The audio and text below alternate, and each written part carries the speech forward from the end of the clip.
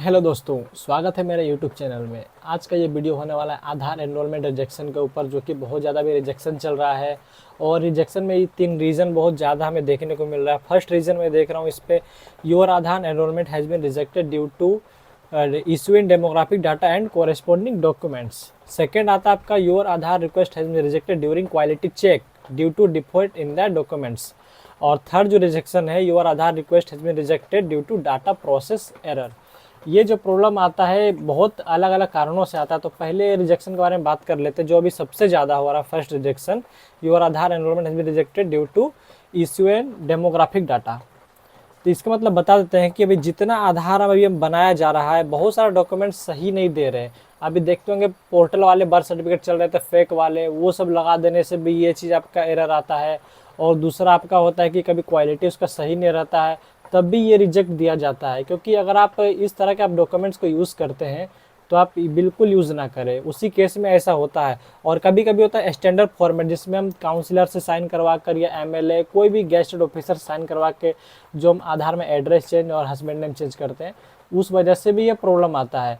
तो उसमें देखा जाता है कभी वाइटनर लगा देते हैं, कोई कोई किसी को काट कूट कर देते हैं, लेकिन वो नहीं चलता है। वो वजह से भी ये वाला प्रॉब्लम आता है, तो उस पर ध्यान दें, नहीं तो आपका आईडी ब्लैकलिस्ट कर सकता है। लेकिन इसमें उतना चांसेस नहीं रहता है, लेकिन फिर भी आप इस पर सावधान रहें।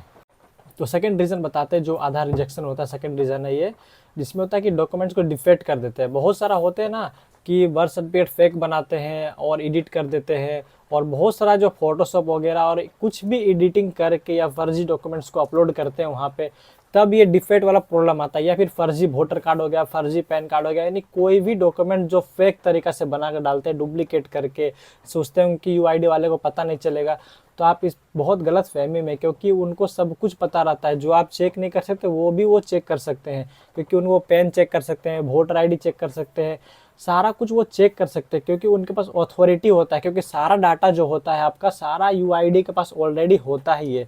लेकिन बहुत सारा पास इसलिए हो जाता है क्योंकि वो उतना चेक नहीं करते, क्योंकि करोड़ों डाटा एक दिन में आता है इसलिए।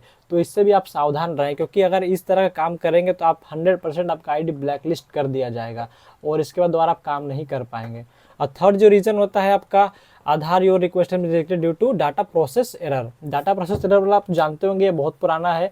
इसमें होता क्या है ना कि ये रिजेक्ट से जब भी रिजेक्ट करेगा ये रीज़न से, तो आपको पता भी नहीं चलेगा कि क्यों रिजेक्ट किया जा रहा है। डाटा प्रोसेस करने में रिजेक्ट हो रहा है, या फिर आप डॉक्यूमेंट सही नहीं लगा रहे हैं। लेकिन इसका मेरे जो मेन प्रॉब्लम ये होता है ना, जहाँ तक मैंने देखा है, कि आपका डॉक्यूमेंट बेस में ये रिजेक्शन को ऐड कर देता है।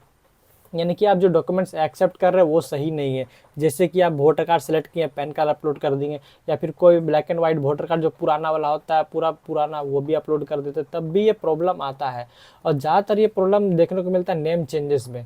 तो नाम चेंज वगैरह बिल्कुल नहीं करें। अगर आप किसी का नाम चेंज कर रहे हैं, फर्स्ट नेम चेंज कर रहे हैं, तो ये करना बिल्कुल छोड़ दें, क्योंकि आपका आईडी बिल्कुल ब्लैकलिस्ट कर दिया जाएगा।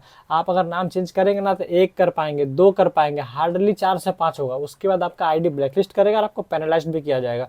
इसलिए अगर ऐसा काम करते तो बिल्कुल आप बंद कर दें। अगर नाम चेंज कैसे होता है, अगर इसका प्रोसेस जानना है, तो आपको नेक्स्ट वीडियो में जरूर आपको बताऊंगा कि फर्स्ट नेम आधार में कैसे चेंज करते हैं। तब तक इस वीडियो के लिए इतना ही। अगर आपको ये वीडियो अच्छा लगता है तो मेरे चैनल को लाइक कीजिए, शेयर कीजिए और सब्सक्राइब कीजिए।